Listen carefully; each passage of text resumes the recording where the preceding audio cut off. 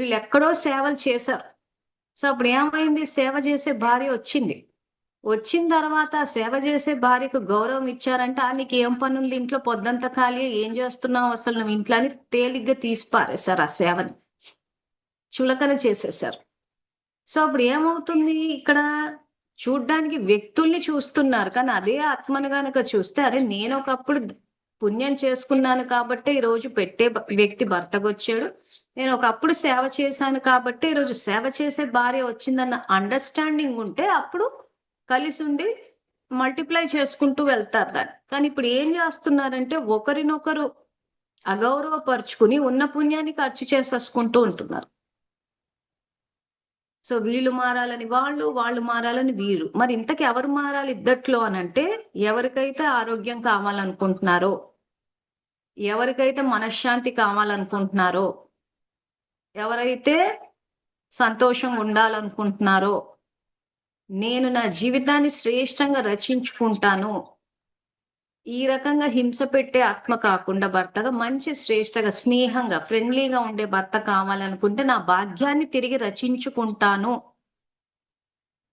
సేవ చేసే భార్య, అనుకూలంగా ఉండే భార్య ఉండాలి ఎప్పటికని అనుకుని ఎవరైతే అనుకుంటారో వాళ్ళు ప్రయోగం చేయాలి జ్ఞానాన్ని.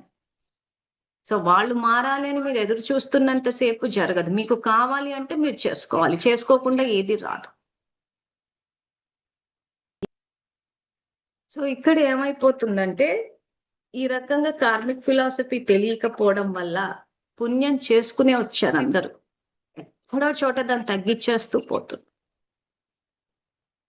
ఆ ఇంట్లో పని చేసేటప్పుడు క్లాస్ స్టార్టింగ్ లో చాలా రోజుల క్రితమే చెప్పాను, పని అన్న పదం తీసేసి సేవ అనుకుని చెయ్యాలి. సో ఈ ప్రయోగాలు చేసేటప్పుడు జీవితాంతం దుఃఖం అనుభవించాల్సిన అవసరం లేకుండా అదంతా ఒక దగ్గరకు వచ్చేస్తది. కాబట్టి కొంచెం సమస్య తీవ్రత ఎక్కువయ్యే అవకాశం ఉంది. మళ్ళీ మళ్ళీ చెప్తున్నాము, నోట్ చేసుకోండి, భయపడొద్దు. అది ఆ ఫేజ్ వెళ్ళిపోనివ్వండి. మీరు బ్రతికున్నంత కాలం మాటలు అనుకుని బాధపడే కన్నా, ఆ పర్వతం లాంటి సమస్యని అక్కడైనా దూదిపింజలాగా ఎగర కొట్టాలి అని అంటే కొంత ఇక్కడ మనం ఇదే గుర్తు పెట్టుకోవాలి, భగవంతుడు ట్రైనింగ్ ఇస్తారు. మనకి ఏమీ చెప్పకుండా ఇదిగో ఆయనతో సమస్య ఉందంటే అలా లైట్ ఫోకస్ కొట్టి ఆయనను మార్చేయడం అంటూ ఉండదు. ఎందుకంటే మనం చేసుకున్న కర్మలకే వచ్చారు. సో మనం ఏ కర్మలు చేసుకుని వచ్చాం, మంచి కర్మలే చేసుకుని వచ్చాం, పుణ్యమే చేసుకుని వచ్చాం. పుణ్యమే చేసుకుని వచ్చి వర్తమానంలో ఏం చేస్తున్నాము అనంటే దాన్ని పోగొట్టుకుంటున్నాము.